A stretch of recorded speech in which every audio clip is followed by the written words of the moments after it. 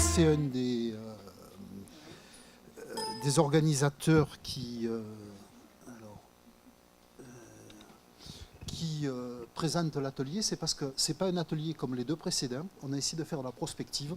Vous le savez aussi bien que moi, à l'heure actuelle, on est rentré dans une ère qui est post-antibiotique. Donc la question qu'on a essayé de développer, c'est comment essayer de répondre à ça. Et le challenge de l'atelier, c'est la première phrase, c'était essayer un peu de revisiter l'approche infectieuse alors qu'elle est classiquement développée actuellement.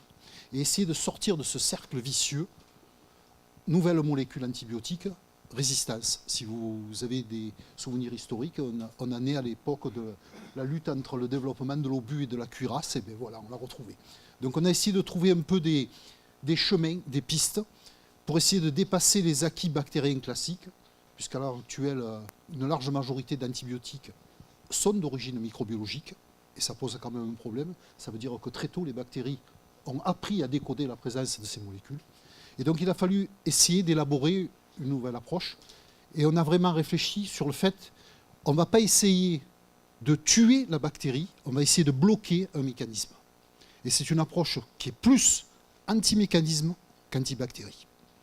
Et donc, dans ce cadre-là, automatiquement, on a essayé de s'approcher d'une chimiothérapie personnalisée, mais par personnalisée, j'entends personnalisée vis-à-vis de la bactérie.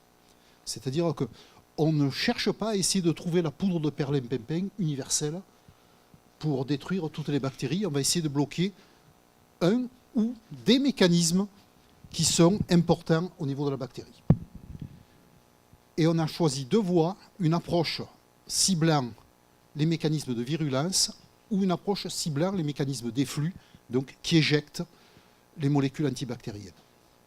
Alors ce qu'il faut savoir, c'est que dans ces deux voies qui ont été choisies, on a relevé un certain nombre de points et de dénominateurs communs. Ces deux systèmes, c'est-à-dire la virulence ou les flux, sont des mécanismes qui sont inductibles et qui sont régulés. Il existe des voies de régulation fines chez la bactérie, et ça dépend à la fois de l'hôte, qui est colonisé, mais ça dépend aussi des conditions environnementales, pH, température, et ainsi de suite. Et ces deux mécanismes ne sont pas directement liés à la survie bactérienne. Ce qui fait qu'on ne va pas poser la question à la bactérie, tu t'adaptes ou tu crèves, pour parler trivialement. Puisqu'en fait, c'est dans certaines conditions seulement que ces mécanismes seront présents et directement impliqués aux maladies bactériennes. Et enfin, dans les deux cas, on a affaire à des systèmes qui touchent de manière directe les grands mécanismes associés à la membrane. Alors ceci est quand même important à prendre en compte, à la fois pour le design de nouvelles molécules, mais aussi pour l'utilisation. Et automatiquement, on s'est posé la question lors de notre atelier, qu'est-ce qui manque, qu'est-ce qu'il nous faudrait comme outil afin d'aller plus loin dans le cadre de ces nouvelles approches. En effet, à partir du moment où on a affaire à des systèmes membranaires complexes, la cible n'est plus cytosolique, il va falloir vraiment réfléchir à qu'est-ce qu'on décide de faire et quelles sont les méthodes qui nous manquent actuellement et qu'on doit développer. La première méthode qui est importante, c'est de faire une imagerie in vitro et in vivo afin de savoir où va se localiser la cible et qu'est-ce qu'on va sélectionner comme méthode sur cette cible-là. Et comment peut-on déterminer la concentration au voisinage de la cible de la molécule thérapeutique qu'on va décider de mettre au point. Immédiatement se pose la question de la concentration. Actuellement, en bactériologie, on est incapable de pouvoir déterminer la concentration intracellulaire d'une molécule active et de pouvoir faire la liaison entre sa concentration et l'activité. Et enfin, comment reproduire le contexte de l'hôte in vitro? Puisqu'il est clair que dans le corps du patient, la bactérie va avoir toute une série de signaux provenant de l'environnement qu'il est très difficile à reproduire au niveau du tube à essai ou au niveau de certains modèles animaux. Si on continue dans la liste des gaps au niveau de la méthodologie, il faut absolument qu'on arrive à déterminer qu'est-ce qu'il en est de la population bactérienne, mais aussi de l'individu appartenant à ces populations. Actuellement, il est clair qu'au sein d'une population issue d'une souche purifiée, chaque individu peut avoir un comportement différent. Et donc, c'est particulièrement important parce que certains individus vont présenter une résistance précoce. Donc, besoin d'un outil diagnostique. Enfin, à partir du moment où on a affaire à une membrane, va se poser deux types de questions. Le transport à travers cette membrane ou les interactions médiées par la membrane entre la bactérie et la cellule hôte. Et tout naturellement va se reposer cette question-là.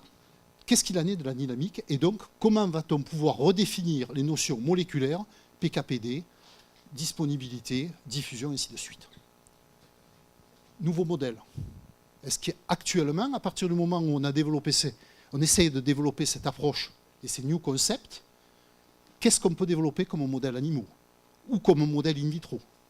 Et enfin, la question clé, c'est à partir du moment où on se décide de faire de la médecine personnalisée ou de la bactériologie personnalisée, c'est la notion d'espèce. On va être obligé de poser la question, quel type d'espèce va-t-on adresser? Ou, inversement, est-ce qu'on décide de traiter au niveau d'un site? Puisque X site infectieux, il est bien clair qu'au niveau d'une infection pulmonaire, il n'y aura pas les mêmes conditions environnementales qu'au niveau d'une infection du système urinaire. Donc ce n'est pas le même type de bactéries, même si c'est la même espèce, qu'on va avoir à traiter.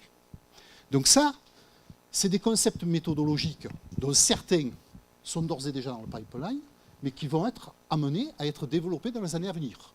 Dans la mesure où, et je le redis, on a un problème, c'est qu'on a utilisé très souvent des antibiotiques à large spectre, et dans ce cas-là, une solution, vous avez vu lors des exposés précédents, la médecine personnalisée, ça peut s'adresser à l'homme, mais ça peut s'adresser aussi au système infectieux. Et peut-être qu'on a jeté trop tôt l'enfant et l'eau du bain, dans la mesure où, avec cette utilisation largo-mano des antibiotiques. Donc il faut aussi réfléchir à ça.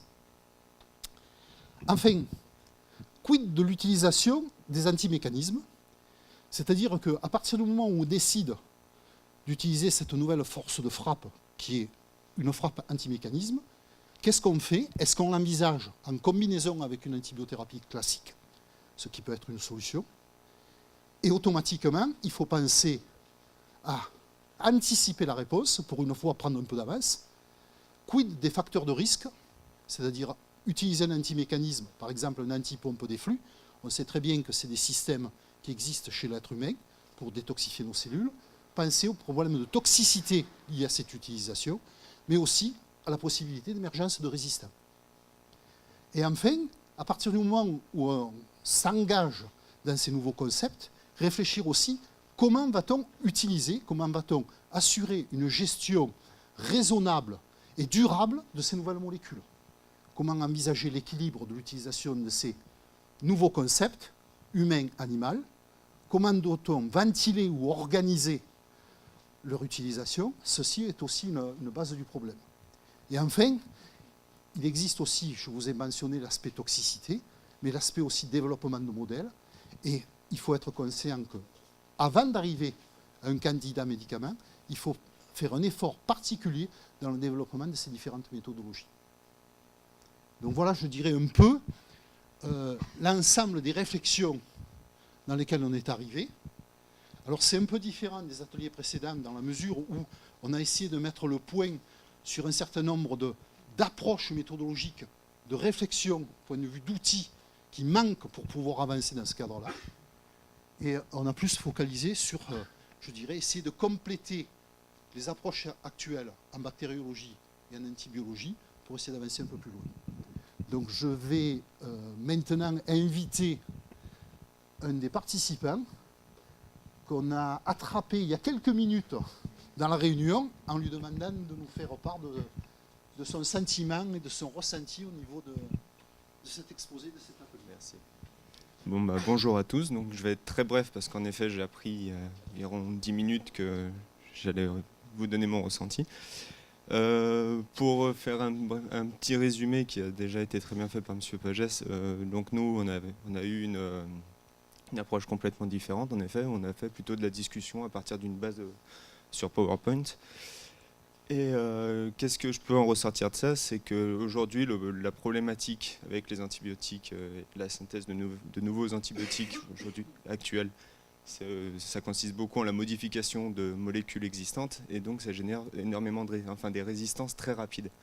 Et donc là, les différentes options qu'on voyait, c'était soit la synthèse de nouvelles molécules directement contre la virulence, donc avec un effet direct, enfin, un traitement de la molécule seule, soit avec des traitements en synergie d'une nouvelle molécule visant les pompes à efflux afin de permettre une optimisation des traitements d'anciens antibiotiques déjà existants.